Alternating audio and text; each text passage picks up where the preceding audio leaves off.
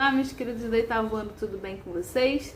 Tô passando aqui rapidinho, tá? Mesmo não sendo o nosso dia, para poder fazer uma pequena revisão com vocês, ok? Bom, começamos com o Iluminismo. Lembrando do Iluminismo, muito importante, nós estudamos inclusive vários teóricos do Iluminismo, tá? E uma das características principais do Iluminismo é ser contrário ao antigo regime, tá? Então, o Iluminismo pressupõe ser contrário ao antigo regime. Eles podiam até tolerar um governo monarquista sem que esse governo fosse absolutista, tá? Eles eram a favor das liberdades individuais, tá? De uma sociedade dividida não por privilégios de nascimento, ok? E a razão. Tudo bem, meus queridos? Estou aqui com a prova para relembrar. Bom, nós temos alguns teóricos do Iluminismo aqui. E é interessante falar um pouquinho sobre eles, tá? Nós temos Montesquieu, né, da divisão do Espírito das Leis, né, o livro dele, mas que ele fala sobre a divisão dos poderes, executivo, legislativo e judiciário.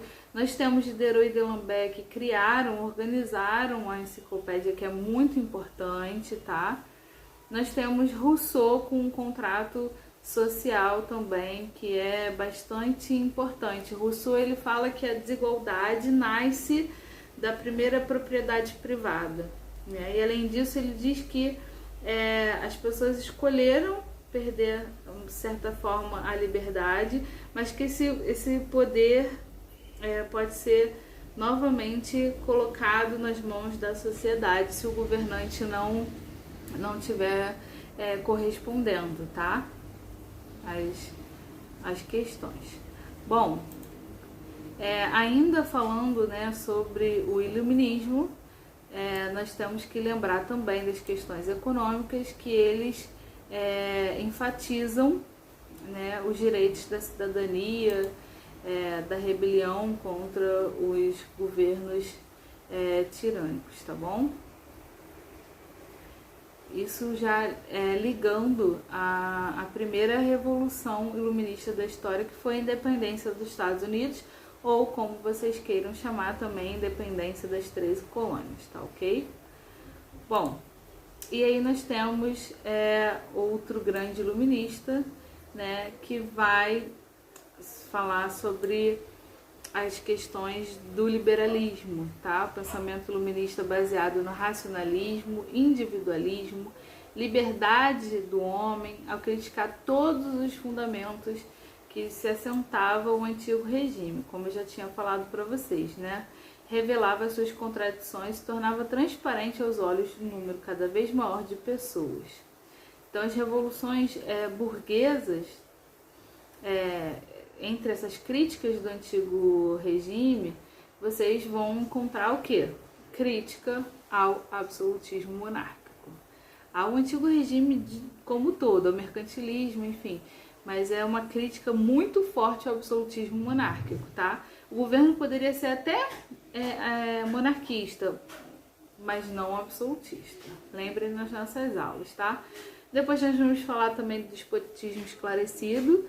Foi muito importante, por quê? Porque alguns monarcas, né, para não perder seu governo, seu poder, seu status, o que eles fizeram? Eles acabavam tomando medidas iluministas para que eles se mantivessem no poder, para que eles não perdessem, tá, seu poder. Nós temos o bloqueio continental, já falando aí também de Napoleão Bonaparte. Esse bloqueio continental foi muito importante porque mudou a história do Brasil também, né? Napoleão, querendo melhorar a sua situação industrial, já que a França tinha se atrasado bastante no processo de revolução industrial, o que Napoleão faz? Proíbe a Europa continental de comercializar com a Inglaterra. Na verdade, o intuito dele era pegar esse mercado para ele, né, para a França, tá? Portugal não consegue cumprir o bloqueio continental, porque mais de 80% dos produtos industrializados portugueses eram provenientes da Inglaterra, tá? E aí a família real é obrigada a fugir para o Brasil porque Napoleão estava na cola deles, tá ok? E depois nós temos aqui o processo de Revolução Industrial, que é muito importante, tá? Mas a Revolução Industrial foi muito maior do que começar a produzir de forma diferente, tá? E acelerar a produção, só isso. Não é só isso, tá?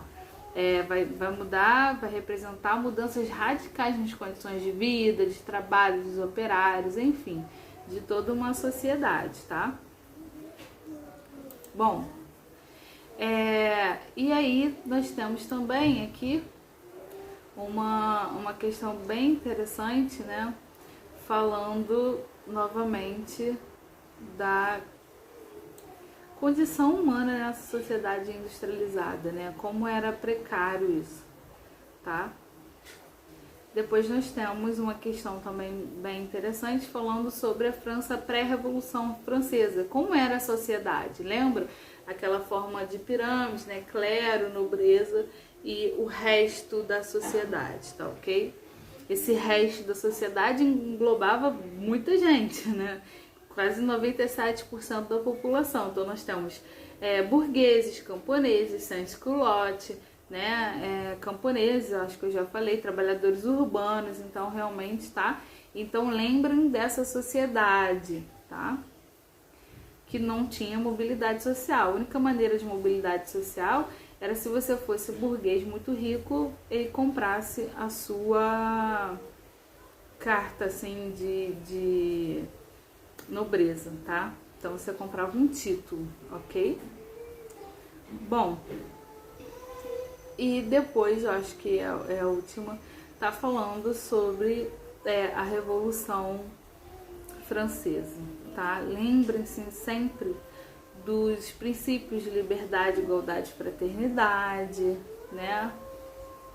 É bem interessante lembrar dos períodos, né? Na apostila de vocês tem todo um mapinha. Não é, professora, eu tenho que decorar datas. Não. Mas é importante dar uma olhadinha naquela linha do tempo, porque girondinos e jacobinos vão ficar se alternando no poder, tá? Por exemplo, a época do terror era a época, né, dos jacobinos, que eram mais radicais, da baixa burguesia, enfim, das pessoas que precisavam de uma mudança mais profunda na sociedade, por aí vai, tá bom? Então, lembre de estudar isso aí também, tá? E lembra também, que é muito importante, as consequências dessa Revolução Francesa para o mundo, né? Todas as outras revoluções vão ser inspiradas na Revolução Francesa. Pós, né, revolução, claro. E é muito interessante a gente pensar sobre isso, né? Foi a segunda revolução iluminista da história, não foi a primeira foi a independência dos Estados Unidos, mas ela tem uma importância muito grande, né? E até hoje o mundo comemora 4 de julho de 89, né? 1889, que vai falar sobre a queda da Bastilha, ok?